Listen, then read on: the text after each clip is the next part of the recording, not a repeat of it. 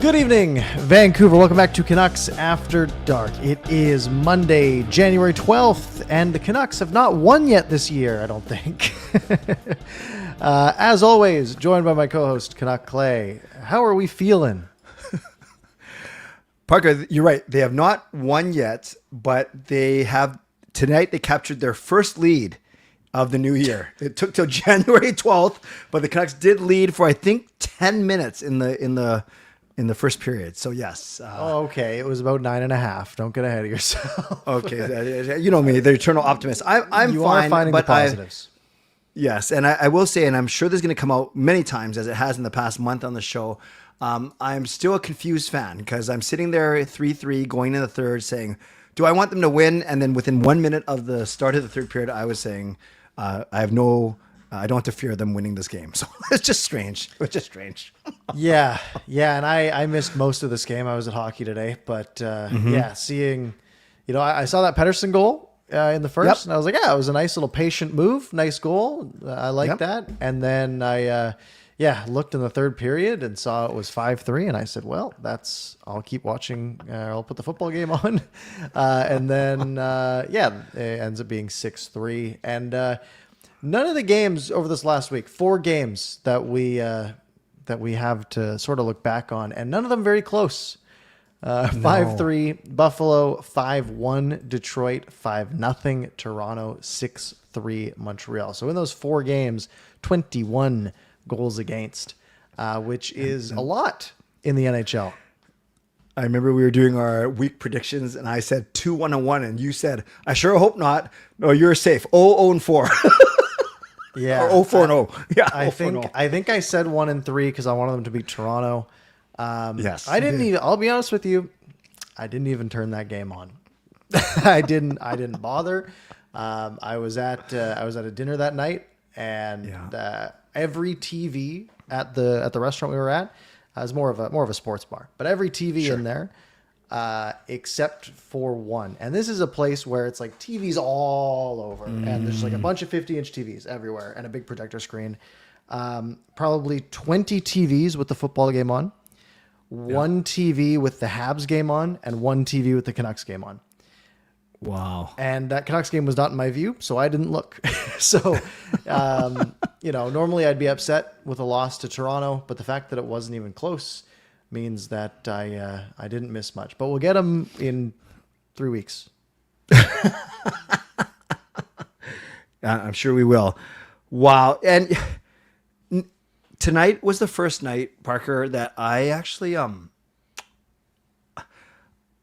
don't want to use the word pity because these are grown men who make a lot of money, but I actually felt something inside. I felt bad for them. I actually felt bad for them in the third. I don't know. Maybe I should feel bad for myself. I don't know. But I'm not like that. I'm not woe is me. I felt bad, but I don't know. I just being honest with you. If it makes you feel better, it can get worse. One of my beer league teams, we lost our top 3 forwards over the offseason who had 40% of our points the last year. And the guy who runs the league still thought we were a good team. So he kept us in the top division. So we last week won our first game since October 15th. So like I said, it can get worse. That was 9 in a row. 7 isn't too bad. Well, you guys went 9. Oh man. Well, good for you. And then it wasn't great. Did you build on the momentum and win tonight? Different team. So no. Oh, different team. Okay. No problem. Fangirl, still undeterred, showing her loyalty for 42 months. Thank you. Swiven Irvin, undeterred, showing his loyalty for 14 months. Thanks to both of you. Thanks to everyone who's here. Thanks to everyone who's sticking with us throughout this complete dog's breakfast of a season. Yeah. You know what? Ourselves included. Good for us. Yeah, good for us. We're going to do this. You will notice if you looked at the thumbnail, it's basically the same. I just made the tank a lot bigger because I think that's about apt. And I also made it red because I think that's about where the team is at. Do you listen to, maybe not right after the fact, but do you ever go back, maybe you don't have time or you don't care, do you ever go back and listen to the post-game media, like from Foot? When the team's winning, I'll do that. Like okay. if the team, especially if it's like playoff push or in the playoffs, I will listen to everything, usually the following morning while I'm like making my coffee or whatever. When the team is not doing well, I'm not, I just don't really stay tuned in. Yes. You know, it's funny because I think I told you that when the Canucks are winning and losing, I listen to our stuff. But when the Canucks are winning, I also go and actually seek out the opponents post game because I love to hear if the coaches and players actually give that team over there, you know, us, any credit, or if they always say it's. And I bring that up. There's a long way of bringing it back to the fact that Adam Foote, once in a while, he'll shoot a quick remark about the other team, like giving them credit. But you can always count on Parker. It's becoming a bit of a meme on X now. I know you're not on X anymore, but he always says, we were right there. We were right there. We had him where we want him. We were outplaying them. And then it's just one or two mistakes. And we got to stop making those mistakes. But we had him right there. And sure enough, today, he actually dropped in a 6-3 loss. He actually dropped we were right there. Once, yeah. Well, to be fair, the shots were only like 41-23. So they were, you know, it wasn't that big of a blowout. They were tied after 2 for 29 seconds. And then our arch nemesis Mike Matheson scored. I know. He injured Petey in his rookie year, right? Yeah. Behind the net. I remember that. Wrestled him down or something. Yeah, that's the one. That's the guy. And now he's turned into a really good defenseman, which is annoying. That's true. That is very true. Yeah. So no close games, right? I mean, like, sure, this one they were in, right? And I guess you could say the same about the Buffalo game. I think not really. I mean, they were down 4-0 in that Buffalo game, and they clawed back to 4-3. Made it close, right? Yeah, but like that doesn't matter. You know, they have another guy get their 500th goal against them in Patrick Kane in Detroit. I think the stat. Hold on, how many NHL players have scored 500 goals? I'm guessing, is it 30 or 60? 48. Oh, I have no clue. Okay. So, in the middle. There's been 48 players who have scored at least 500. I think the stat is that 7 of those were against the Canucks. That's an outstanding percentage. Yeah, here, I have the list. Ranked by goals, obviously number 1, Alex Ovechkin. He got his 500th goal against Andrew Hammond of the Senators. Wayne Gretzky got his 500th goal against an empty Canucks net. I want to see if there's more Canucks one. Steven Stamkos was against Spencer Martin on the Canucks. Patrick Marleau was against Ryan Miller on the Canucks. What? Stan Mikita was on Cesar Magnajo of the Canucks. Maniago, yeah. Frank Mahovlich was against Dunk Wilson of the Canucks. Is that 7? I think that's 7. So yeah, we're very good at getting players their 500th goal. And obviously, we're not saying that they scored all 500 on the Canucks on one game, but still, that's the odds are out of 50. You're supposed to be 2, like 2 guys at most, right? Yeah, out of 52 is about right. You know, especially for, you know, I guess only 2 of those had happened before the Canucks were in the league, so that's not right. Not a ton of them. But wow, yeah, there's it's either someone hitting 500 goals or they're scoring their first goal of their career against us. I think that happens a lot to us too, doesn't it? I think so. Yeah, we're very. Or a goalie getting his first ever win. Yeah, or first shutout, or who's this backup goalie we never heard of? It's gonna be a long night. Or a backup goalie getting a shutout and his first ever win and scoring a goal against us. You know, all those things happen. Yeah, no, I'm just kidding. That one sure can. Yeah. Oh man, you're right. These 4 games, they weren't even close. I was talking to, I was at a friend's surprise party for 50th, friend turning 50 yesterday, and a great mix of casual to people that watch even our show, which is kind of cool to hear, and they're all the same question though. What's wrong with the Canucks? What's going on? And then you get different varying levels of tank versus no tank. But, oh shoot, I didn't know where I was going. What was the last thing you just said? I took so long to set up the story. I don't even remember what I was going to say. You started a new thread. I didn't start anything. Sorry, man. I'm just as connected as the Canucks forwards right now. Yeah. Well, I'm going to say, if people ask me, like, what's the problem with the Canucks? And usually that's like, it's like my family that'll ask me that because they don't watch, right? They'll look at the stands and be like, what is going on? And then they won't watch. So especially around Christmas, I get a lot of, hey, what's wrong with the team? And it's sort of a, what isn't wrong with the team at this point, right? Like the talent's not there. The best players on the team aren't performing. They aren't getting goaltending because their star goaltender has not been healthy, and the coaching has been bad. So I think it is a true jack of all trades of a team. If being bad is your target. Man, and yes, I've lost that train of thought, but it doesn't matter. I'll just start a new topic. And the day that Connor Garland gets back in the lineup, Kiefer Sherwood's out of the lineup. The one guy we're trying to build up, who's his trade value. Yeah, and we've talked about how we think that trade needs to happen sooner than later. And obviously every game missed is a scouting opportunity missed is a team that maybe looks another direction, which is unfortunate. Mm-hmm. Okay, so we won't painstakingly go through goal by goal today because A, you didn't watch because you had your own hockey game, and B, I find that people don't care about that anymore, especially when the team's losing. It's nice to break down goals, right, and plays when the Canucks win.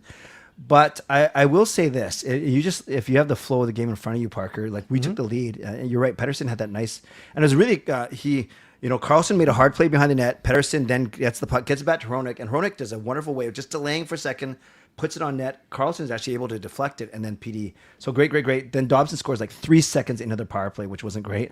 And then we have the lead again in the second period, but for only 2.5 minutes.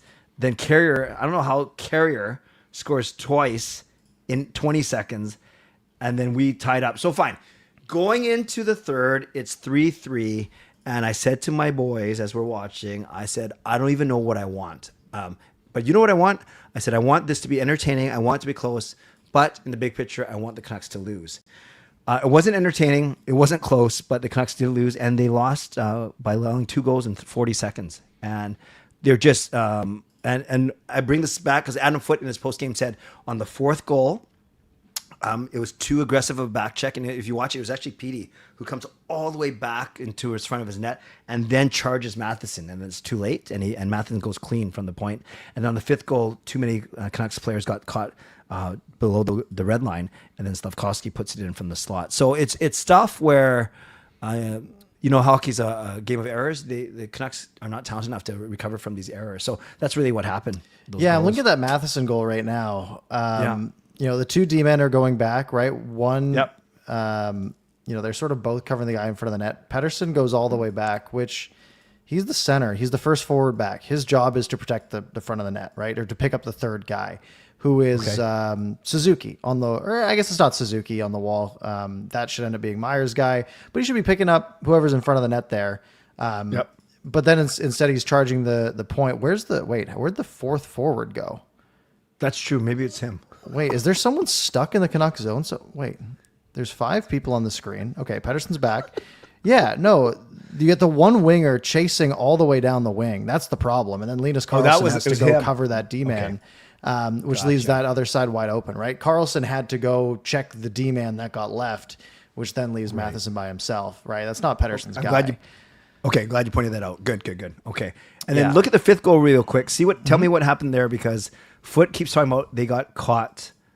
I think it's David Kampf, if I'm not mistaken. Yeah, I mean, I'm seeing a defenseman in Philip Hronek behind the play. This highlight starts late, but he's just not able to, doesn't catch. I guess they do all catch up, but Garland was covering for Hronek. So now you have 2 defensemen playing that spot in front of the net. You have Hronek and Garland playing the same position. So now you have 2-on-3, which means somewhere else there's 3-on-2. Kampf is covering 93 there. That's fine. Everyone's sort of got a guy here. Okay. And then it goes into the corner. And then it comes out. Yeah, this is, I think that's just Besser's guy, is it not? Okay. Or maybe it's Villander's guy. Yeah, that's kind of Villander's guy. That's not the point man. Okay. But yeah, it's just getting to your next. It's not passing off the players, right? Like they're all sort of like that play starts because you have someone getting caught, and now you have two people having to play one position in Garland and Hronik, and then everyone's scrambling, right? Because you're trying to cover for that mistake, but you also don't want to lose your guy, and everyone sort of gets caught in the middle. It happens a ton, and some teams capitalize, some teams don't. But when you have a guy like, Carrier, I assume it's Carrier because he's from Quebec. Yeah, that's true. When you have a guy who's played 46 games this year and he scores his second and third goals of the year within 20 seconds on you, that's probably not a good sign. Yeah. You know what else is not a good sign? When the Amazon Prime broadcast is talking about the history of Montreal hat tricks from defensemen, because that's what they were basically getting at. It's ridiculous. Yeah. Oh, hat trick watch against the Canucks. Beauty. So the Canucks officially have half of the points of the Colorado Avalanche. What? Who are 33-4-8 with 74 points. Oh, my. So, and I mean, Tampa Bay's won 10 in a row, too. So there's some teams are heating up. There's some separation starting to happen. But the Jets got to start winning. They've won their last two and finally have passed the Canucks with their win yesterday. So Canucks are in, they have a bit of a cushion in the tank sweepstakes.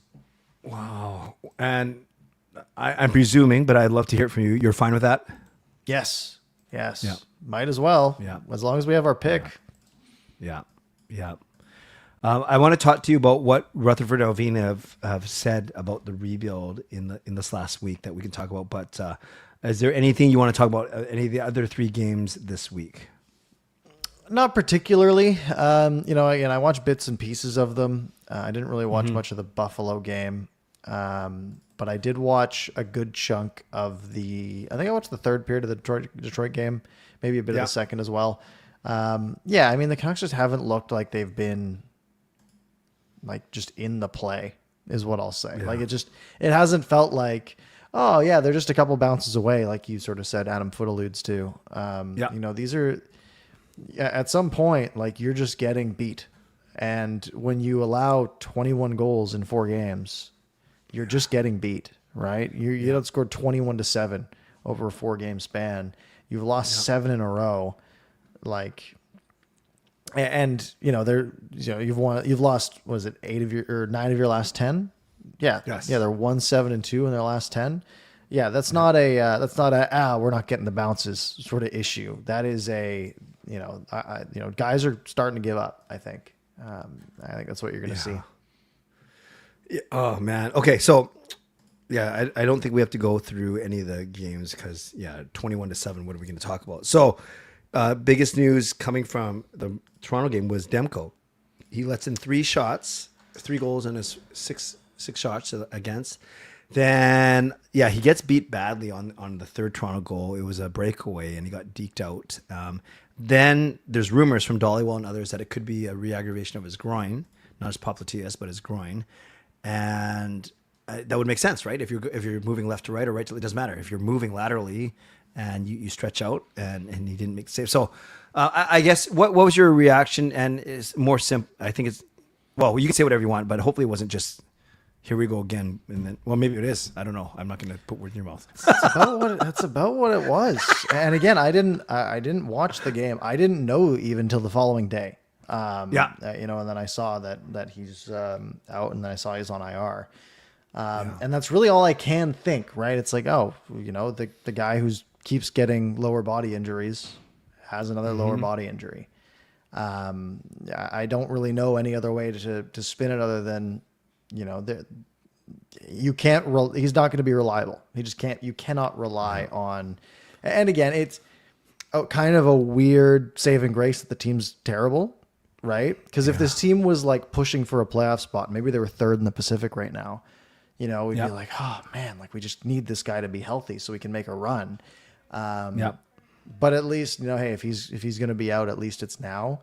But I just don't see how you can think that this guy will be the future of your goaltending position at this point. Right. The team won't be competitive for a couple of years at the very least.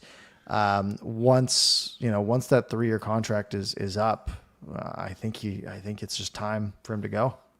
Yeah, that's a really good point, Parker, because the short term is for the tankists out there or the realists.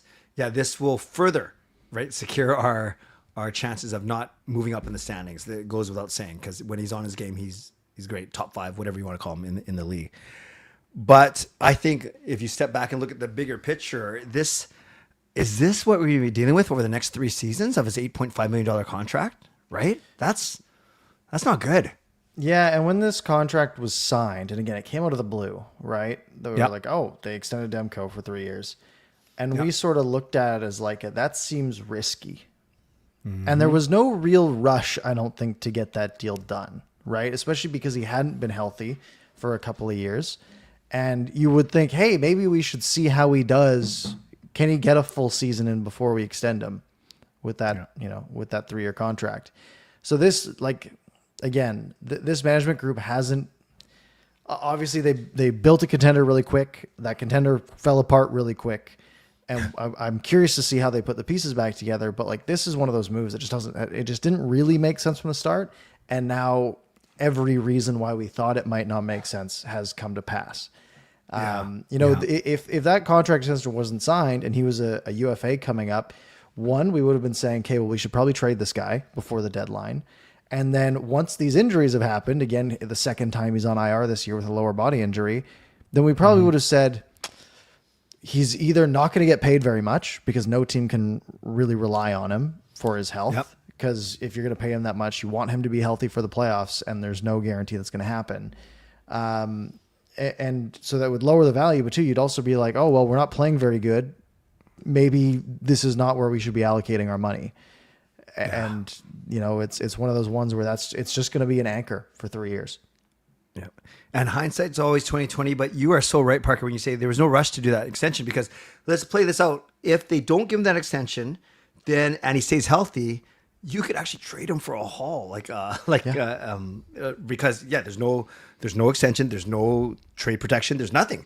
You can actually trade him instead of losing him for nothing. Trade him to a team that wants to make a playoff run or to bolster their as an amazing backup at a $5 million, which is pretty good for this season. Yeah, and then you go Lankin and you figure out what you're doing, but you have $9 million more to play with. Like, it's just, and I know I'm not just saying this because he got hurt, and we always say that goalie market's suppressed, and all those things can be true.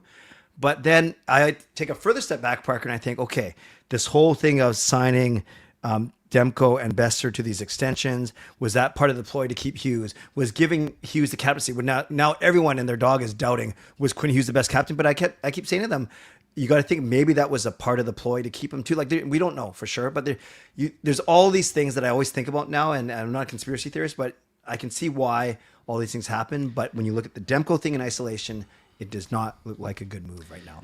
No, and I think there's a couple of things there. So the Hughes thing, it seems pretty clear to me that he wasn't staying, and I feel like that was known from the management. I feel like the management group probably knew that at that point, because it sounds like that, right? And the whole Rick Tocchet thing, et cetera, et cetera.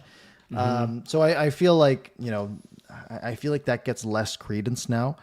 And then, the Besser one again, like the Besser contract, I look at as, hey, this team genuinely thought they were going to be back in the mix this year. Right. So I can understand where that lens came from. But the Demko one, it's not like it was hey, because you have these injury risks, we'll take a shot on you, but it's going to be at a lower cap hit. They still paid him $8.5 million, right? If it had been 3 years at like 5.5, 6, we would have been like, hey, you know what? That's worth the risk, right? If it works, it's a steal. If he gets injured, it was worth a shot to sort of have a window here. But there was no rush on it, like we said, right? Like that, they could have just played him as a UFA this year, and they could have extended him today.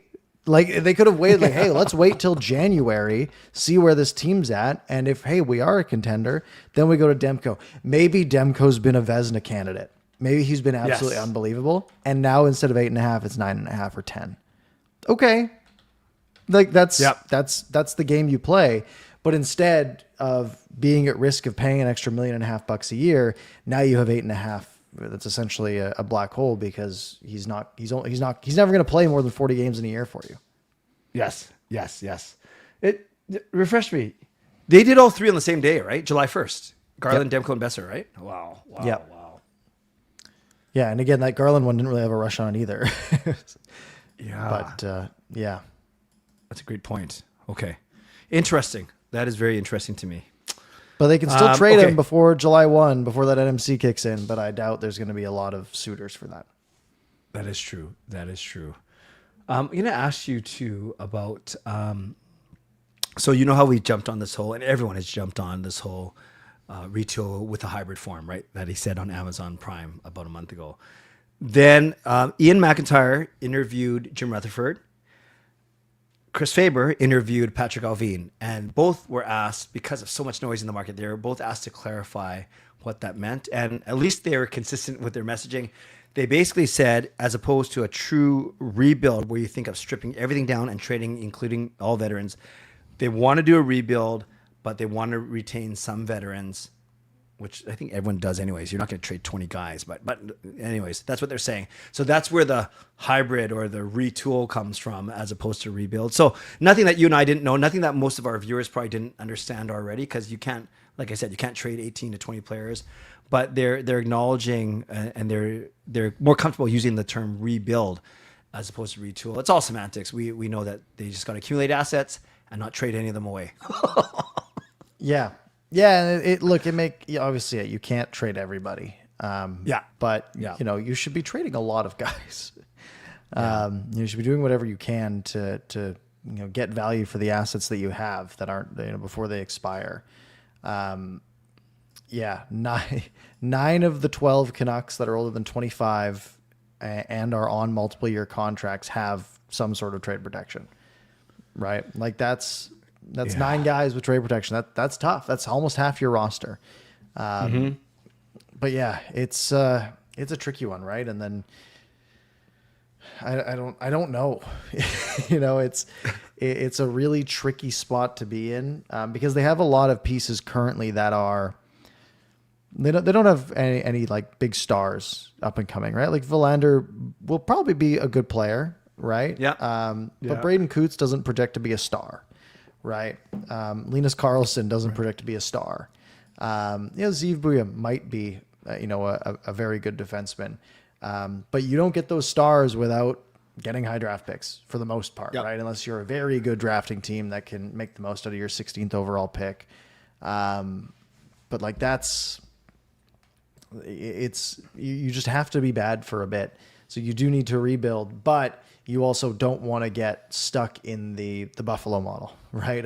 We're always rebuilding, so no one ever wants to play here, right? True. And for a second there, it seemed like people wanted to play for Vancouver when they were good, and winning fixes everything. So you need to find that middle ground of being bad enough to rebuild, but not letting that become the team. The problem is it kind of has, because this team has been bad for, barring one real good year, they've been bad for 13 years now. Yep. Have you heard that? And Rutherford and Alvin have both said this week that they're open to trading veterans too, not just the UFAs that we talk about, Sherwood, Kane, and then whatever you can get for Camp Bluger and Forbert, right? Because 2 of those guys have been injured all season. So I don't know. I don't know if that means Garland, Demko, DeBrusk, Besser. Who knows? I don't know who they're talking about. I'm pretty sure they're not talking about Hronek. That's the one guy. By the way, the Canucks put out that video saying the leadership of Philip Hronek. I don't know if they're setting it up for a captain announcement or they're just simply saying that, hey, this guy's pretty good. I don't know what the motivation is there. Yeah, I didn't see that, but it doesn't feel like some of those guys are really on the short list of guys getting moved on from. Right. And of course, the DeBrusk speculation started because he was scratched, right, for that one game against Seattle. Yeah, but then he bounced back. Yep, he did for a game. He did. Did you know that Zeev Buya was scratched today for the first time? I did know that. Yes, I heard that on the broadcast when I was watching. What do you think? No biggie? No, he's 20. He's a 20-year-old defenseman. They usually aren't in the NHL yet. Yeah, that's a really good point, actually. That's a really good point. How about Mancini over DPD? Fine with that as well? DPD struggled a little bit. He's lost a bit of the luster. It's got to be it's a grind, right, for these players that have never had like a full NHL season. I think that was always sort of the plan from the start, right? Was to rotate these guys in, but then, Yes. Villander and DP had played well enough that there was, they had earned a spot to stay, but they've started to struggle a little bit, start filtering guys in, right? I don't really have any issue with that. No issue with that. Okay. Just trying to think if there's anything from a Canucks angle, because I want to ask you a couple Olympics things. Anything else you want to talk about with this team right now? Not really. There's not much else to say. I mean, they're just not very good. I'll go back to something that I led with. Maybe I'm too wimpy. Do you actually feel any pity or bad for them? Yeah, a bit for some of the players. Yeah. The guys who thought the team, but again, I feel bad for us too. Sure, they it's their job. They live and breathe the team, but they are getting paid quite handsomely. Whereas we are not. We're paying, and we're being punished. It feels like so. No, it sucks for the players. Losing isn't fun. But someone's got to lose. 31 teams are losers at the end of the year, anyways. Truly, yeah. No, that is true by definition. Okay, well, don't worry, friends. We'll get to all your comments in a few minutes for sure. We just want to rattle through what we can news-wise. So there's been a lot of news about the Olympic hockey rink and its dimensions, the dressing rooms. I was just saying the quality of ice. So,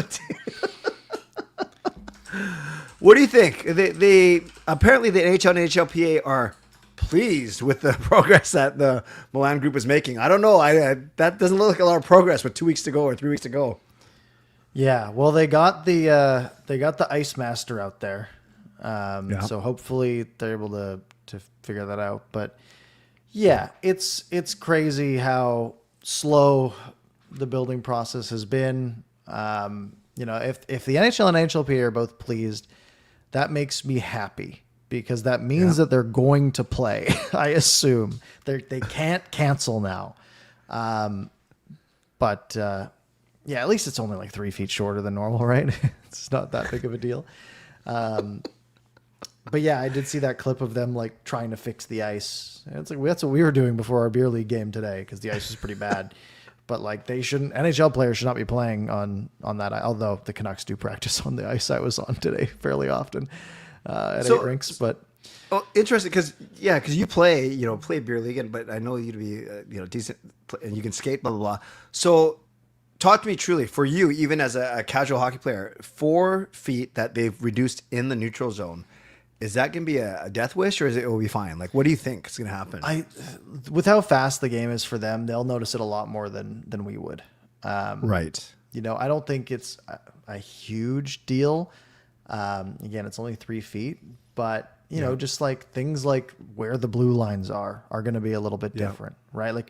For people like me, I play in the rinks I play in are all slightly different sizes as well, right? I can tell that the ice at 8 rinks is a little bit smaller than the ice at the Surrey rinks, for example. They just are. I don't know why. It bothers me, but it definitely is a little bit smaller. There's just less space out there.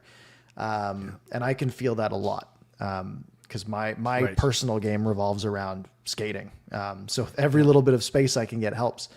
So I imagine it is just going to feel a little bit tighter. And I'm hoping that doesn't shut things down too much and just, reduce gaps and force every pass to be a little bit tighter and, every play or, 3 inches close to your opponent. So everything's a little bit tougher. We'll see what kind of impact it has.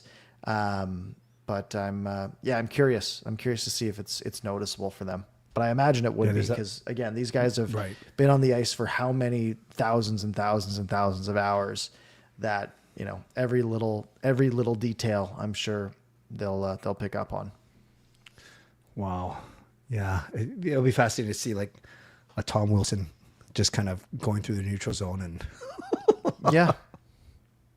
Just catching a guy. Yeah. But yeah, you're right. These are pros. I'm sure they'll come up with ways to whatever, or maybe they won't even notice because everyone is the same for everyone. I don't know. I just saw the pictures of taken from ice level that maybe it's the angle, but it just makes it look so small, right? Yeah. Yeah. Yeah. It'll be interesting at the very least. Sure. I'm excited though. Sure. Me too. 10 ex-Canucks playing throughout Olympic teams. And I think it was 5 current Canucks. So that's fine. I'm not saying that those guys are twice. But yeah, it's just gonna be you'll find twice as many former Canucks. So I don't know if you're gonna be cheering for any of them. Not only Horvat's on Canada, so I guess that's the easy one. But U.S. and Sweden all littered with ex-Canucks. Well, I guess they're whoever what you call it, Shilov's plays for too. I'm not good with my nationalities, so Latvia is the one. Yeah, we're Latvia. looking for. Yeah. Oh yeah. We got a Swede, a Finn, 2 Czechia, and I'm missing one. Did Bluger make Latvia? Yeah, right. Was he hurt? And in Latvia. That's right. Yeah. No Canada or US from the Canadian team. From the Canucks team, I mean. Yeah, we thought we would have like half the U.S. team. that hasn't happened. Somehow JT Miller's still there though. Yeah, over Jason Robertson. But that's for a show closer to February. Just crazy. I'm gonna have to go put Celebrini on one of my Canada jerseys. I think that's one that could last a while. Oh, you got a blanker? You got a blank? I've got a couple blank ones. Yeah, I have like a World Junior one. Nice. And I don't know, was it the 2020 Olympic jersey that I have, or 2022? Canada Olympic hockey. Why is it not typing properly? Images. Yeah. I've got one of the 2022 ones, like the black logo. Oh, sweet. Like the red. With No, the I think logo. Celebrini is the combination of his youth and how good he is. Yeah, that's like the safest pick probably. That'll last me maybe 4 Olympics, hopefully. Very, very good. I don't know. I kind of exhausted my topics. I don't know if there's anything you want to talk about else. I don't know, man. The Canucks are bad. So there's not much I really want to dive into. We've sort of exhausted the hey, here's the players they're going to trade. Now that we have the, hey, they're willing to list on veteran players that have recently committed to the organization, right? Like that screams Garland to me. Which I think is, again, I think that makes a lot of sense. I think he's going to have a lot of value. But also, I think he is a guy that you'd kind of want to be one of the mentors as well, right? Just because he's the hardest worker on the team. But, is he going to be useful in your window is always the question I come back to, right? 6 years kicks in next year. So from when he's 30 to when he's 35, basically. Right. Is a 33-year-old Connor Garland going to be at $6 million going to be an effective piece of your contending team in 4 years? That did you see his karate kick as he was coming over the line today? I did not. So they showed it. It's pretty funny. So he's coming down the left wall, and he's stick handling, and in trying to protect the puck, he didn't kick anyone, but he kind of stuck his right leg out, and it looked very much like a karate kick. It was pretty funny, actually. That's sweet. He didn't hit anyone though. It was pretty safe. It was pretty safe. Yeah, he was noticeable today, but yeah, obviously he can't make up a 3-goal deficit on his own. Well, he could. He just have to score more. Yeah, no, that's true. Anyone on our team could score more. Our highest goal scorer was out today. All right, so does that mean we have extended people time today, or what? What do you want to do? I guess so. We can extend people time. Maybe we'll see how far that gets. We might have to have an abridged episode, but we'll see where we get to. So, folks, if you have questions, or if you want to talk about football, feel free to throw your questions in the chat, and we will start answering. I'll start by asking you: Are you fine with the Seattle playing the 49ers? You fine with that? Yeah, I hate the Niners more than any other team. So it's going to be a fun, that stadium. I can't buy a ticket. I might buy a ticket. We'll see. It's one of my favorite matchups because they've been better than us for a bunch of years. I'm very excited. And going into that game, it was if the Niners win, we play them instead of the Rams. The Rams are the only team that truly scares me. Any team can beat any team, right? I'm not saying like, if we don't play the Rams, we win the Super Bowl. Any team can beat any team. The Rams are the team that scares me the most, although they've sort of fallen apart as of late. So, but you think the Seahawks have a better chance of beating the Niners? I think we have a better chance against the Niners, and then give us whoever in the NFC Championship if we get there, because at that point, you got to beat the best. Yeah. Love it. Love it. Love it. All right, Peter, 2 questions about Foote. What's your biggest criticism of his coaching? And realistically, do you see Adam Foote surviving all 3 years of his contract here? No. The answer to the second one is no. And Parker, take the first one. Biggest criticism of his coaching is the record, for one. And it's how much worse just defensively the team has been, right? With a defense that is theoretically not worse than it was last year, right? Like just looking at on paper, Hronek's still there. Pettersson's still there. Pettersson's still there. You've added a couple new guys in the mix as well. You moved on from Susie, things like that. On paper, this team defensively hasn't gotten any worse. Now, obviously, they don't have centers, which is an important piece in the NHL. But the defensive structure has fallen off, and there has not been a big surge in offense to make up for it. Do you trust? Make it. Do you trust this management group to fix this, or do you envision a house cleaning? They've fixed it once, and they fixed it pretty quickly. Yes. However, that a lot of that was good UFAs for cheap, right? That was what they really built around, and that's been their strength. My problem is it also fell apart really quick, and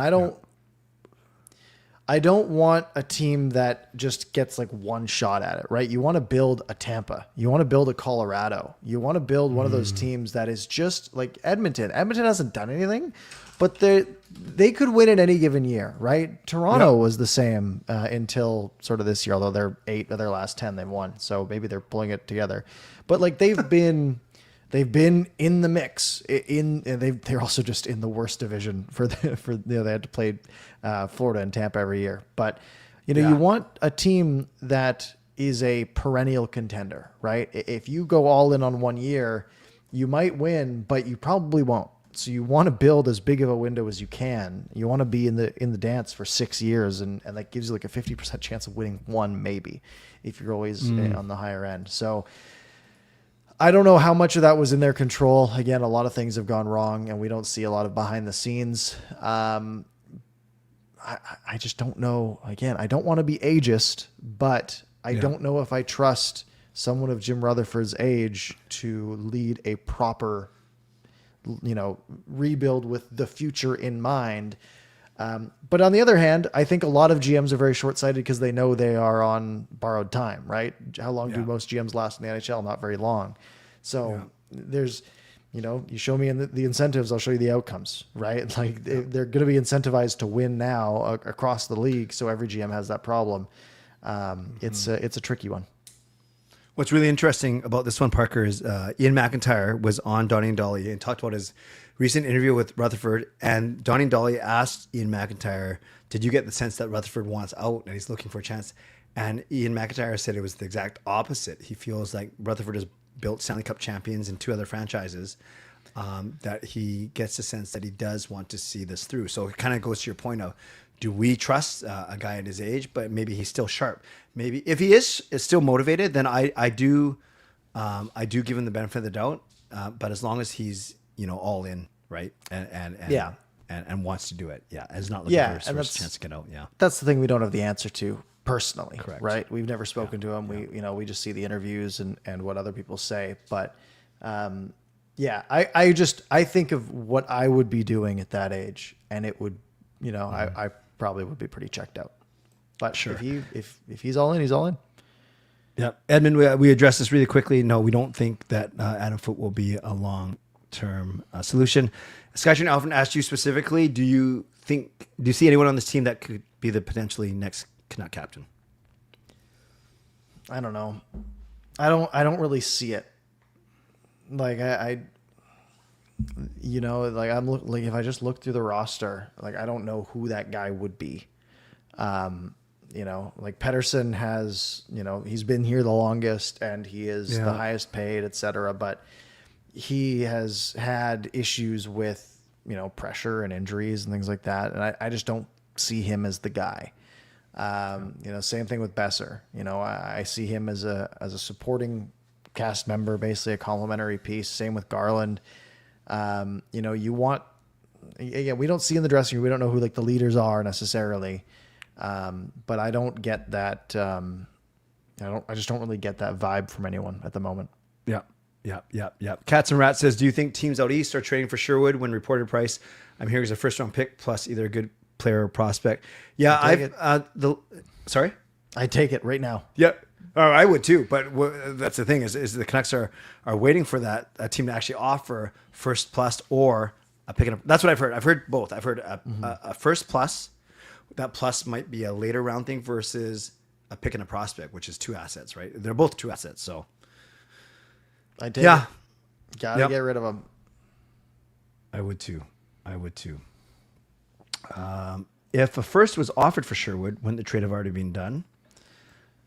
Not if they're looking for more. Yeah, that's a tricky thing because we don't know for sure what the ask is. If one team had reached out and said, I think we'd do a first for Sherwood, then maybe. Yeah. But if they're getting calls from like 6 different teams that are all like, we're poking around and I think we're interested, and they think they can get a bit of a bidding war going, then they should, right? And they can say, it starts at a first round pick. Whoever makes us the best offer will make that move, but it starts there. And if there's 2 teams willing to trade a first for Sherwood, which of you is going to throw in a 4th, right? Which of you is going to throw in a B-level prospect, right? Who wants to get this deal done? And that's going to be in their court.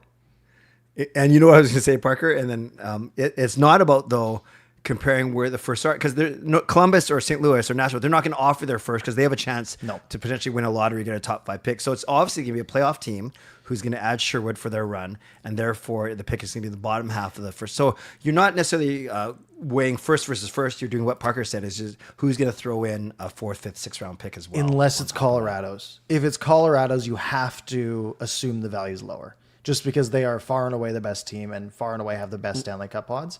If it's Colorado versus Montreal, for example, Montreal's first round pick has a good bit more value because there's a decent shot that they get bounced round 1, right? And that pick is 20th instead of 30, 29 to 32, let's say. Good point. So that has some value, but to an extent, it's only playoff teams making that move. So I think Colorado might have to add, but I think that's about it. Do you think Petey can handle the responsibility of being the franchise player now that Hughes is gone? I need to see it. Yeah. I haven't seen it. Yeah. That's tough. Do you guys truly believe the fan base has the patience for a rebuild? It feels like most of the fan base is checked out with this team already, at least for this season. Well, they've been bad for so long that it's so easy to check out, right? Yeah. I think they've shown they've had the patience for a rebuild because they were bad for 7 years, and then they make the playoffs and the city comes back to life and supports the team. That's always going to be there if this team is good. So during that rebuild, there will be a lot of people not showing up to games. There will be a lot of people not paying concession prices. They'll probably still increase the prices because that's what they do. But they have the patience, but they're going to check out. But when this team is good again, people will come back, right? Like even myself, who I consider a pretty diehard Canucks fan, I'm pretty checked out because what value do I get out of my 10 hours a week of watching the team that I could put to something else, right? That's great. That makes me feel great because I got 10 hours watching this team, add in 4 hours of commute, add in the couple hundred bucks. But it's true. It's true. So Parker, I'm staring down this 8-game homestand, right? Where they play every second night. And I'm thinking about my own time, energy, money. And then I'm thinking about the tickets I have access to, right? You know what I mean by that. So it'll be very interesting to see what happens in the last 2 weeks for sure. For sure. Yeah. Peter says, what's more likely to happen? Seahawks winning the Super Bowl or Besser scoring a darn goal? Now, if you're saying in a single game, it's probably about even. Because I think the Seahawks are like 4-1 odds right now, with the 8 teams left or something like that. and I would probably give Besser 4-1 odds to score on any given night. So it's probably about the same. Where do you think this team would be right now if Miller and Petey put aside their differences? I don't know if they'd be that much better, to be honest with you, because so They'd be way better Miller, down the middle. right? But picture the Miller that's producing right now, then we wouldn't have Marcus Patterson and Drew O'Connor. Not that those are game changers necessarily, but neither is JT Miller right now. Right? Wouldn't have Mancini. I think they got rid of Miller at the right time. Like I don't think that was the wrong move. And again, I don't even hate the Marcus Patterson trade in a vacuum because the team was supposed to be a contender, but that has clearly not been the case. Yeah, Edmund, when Rossi and if you're going Petey, Rossi, Hedel, and then one of Bluger, Sasson, Ratu, that's not bad. That's way better than we have right now. Obviously, I love to see Petey and Rossi get an extended run as 1-2 together. But when Rossi came here, Petey was hurt. When Petey got healthy, or at least close to healthy, Rossi got hurt. So we haven't really seen them as a 1-2 punch for. Yeah. Agreed. We'll see. Yeah. Can we get a low grade prospect and a 7th round pick for Evander Kane? No, I think you're getting one or the other. Right? I don't think you're getting 2 assets for Kane. Are you? No, I think I don't think it's a 7th though. I think it's right. True. I think you're probably getting the 4th you traded for him or something like that. Yeah. Because I think he's got a bit of value at a cap hit that will have mostly been paid by the deadline. So the actual day-to-day cap is much lighter. So yeah, I think he'll have a little bit of value to a team that wants to add some grit before the playoffs. But I don't think there's going to be a big bidding war for him. True. What else we got in the chat? How much? Did we already talk about this, or have we had a show since the World Juniors ended? Yes. Yeah, we did talk about the this. gold medal game was last Monday. That's right. And then we said we'd have a lot of time to talk about Stenberg and McKenna. Yeah, we've each seen like 5 games of each guy. There's no that's not how you scout. I will say Stenberg looked great. McKenna looked pretty good too. Yes. I'm not gonna put any stock in either of them yet. Cats and Rats, as a long-suffering Panthers OG fan, you shift your expectations on how you want to curate your content, ongoing spending dollars at the rink, your individual call, pocket cash for next year. Yeah, no, for sure. And no, that's a really good point. And I've always said that I'm never complaining. I say I spend a lot of time, energy, and money on this team, but it's by choice. No one is expecting me to. No one is making me to. I'm just a glutton for punishment, I guess. Yeah, and I think if I look at myself, and if the Seahawks weren't good, which they are, and if the Mariners weren't good, because those are my 3 teams, I think I would be still quite invested in like the day-to-day Canucks stuff. Right. But I have 2 contending teams that I root for that are within a 2-hour drive of me. So I can still go to games. I can still like have the full experience. I go to like 3 or 4, maybe 5 Canucks games a year. You probably go to 2 Seahawks games a year, and I probably am going to be going to like 4 or 5 Mariners games this year, right? So it's all kind of like my time investment is pretty similar across them. Obviously, the watching on TV is a lot different because one of those teams plays, 20 times the games as or 10 times the games as one of the others. But yeah, like I think the fact that I have teams that are doing well, I can just sort of divert my sports attention to those and say, Canucks, call me when you've done something. Sure. And I'll track everything. I'll be on board here, right, or with all the rebuild stuff. But, the day-to-day monotony of the death march in January and December and November, really, that we've had, that there's only so much we can talk about when it comes to, every individual game. Good point. Picking JT over Bo because they're both in line to make $7 to $8 million right before the contracts were signed. Was that the first domino? Was that the first sign of demise? Yeah, I mean, again, like Horvat for Hronik is essentially what the move was, right? Which I don't think was abysmal. And I remember when Horvat got that contract, that 8x8, I think it was, or 8x8.5. And we sort of said like, ooh, that sounds like a lot, like that felt pretty rich, for what his production was, right? Cause he was, He's obviously, that was his big year for us, right? He had 31 goals in those 49 games before we traded him. But then like the following year, he had 68 points, and the year after that, he had 57. So he was kind of, on a bit of a downward trajectory, and he's bounced back. He's been great this year. Right. In a vacuum, you look back at it and like, yeah, Horvat would be a nice piece to have. But I think at the time, picking Miller when Horvat had that really inflated trade value because he had scored 30 goals in 50 games, I still don't think that was a terrible decision. Sure. Yeah, I'm with you. At the time. Okay, last three. Rick Bowness comes in as the Columbus Blue Jackets coach. Dean Evison fired. Oh, really? So Bowness. Yeah.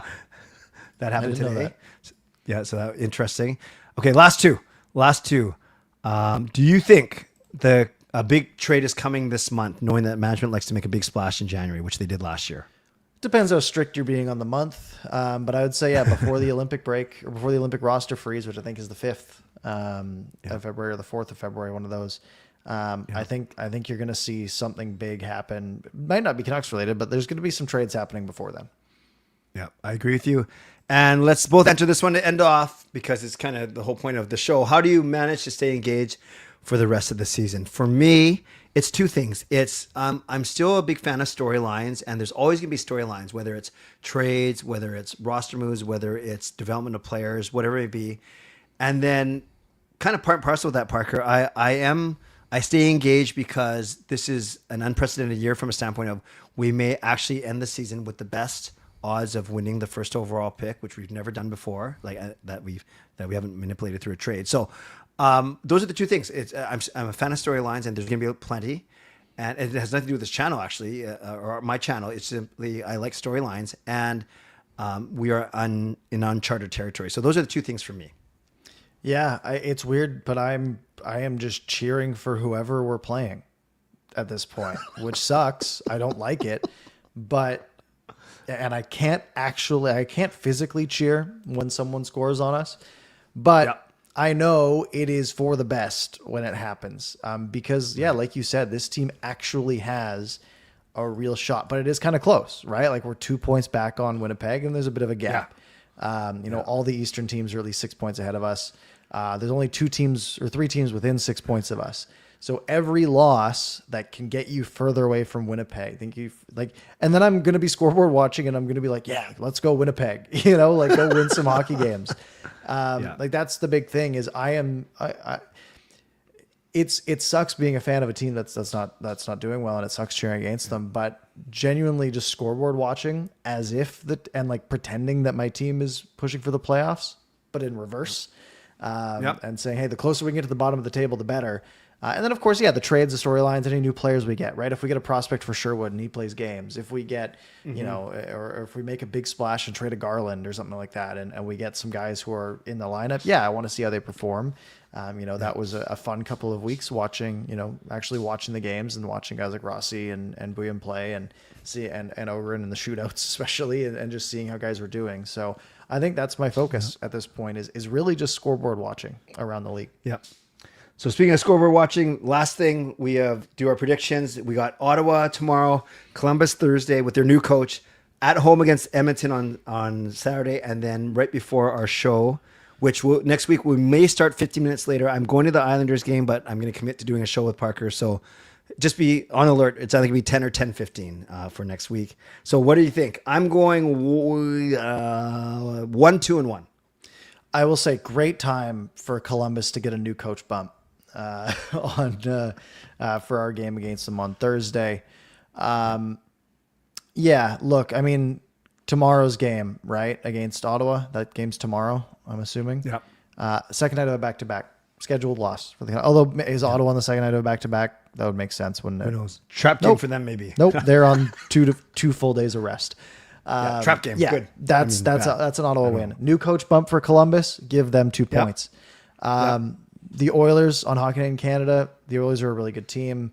I think it's a 1-3. I think they find they'll randomly win one of these games. Again, I'm hoping for 0-4 at this point. Yeah, you're not the only one. All right, there we go. So next week, we'll do a show for sure. we will just when Parker sets the schedule, he'll know when time I'm going to be with him after the game. So it'll be 10 or 10:15. Yep, absolutely. Awesome.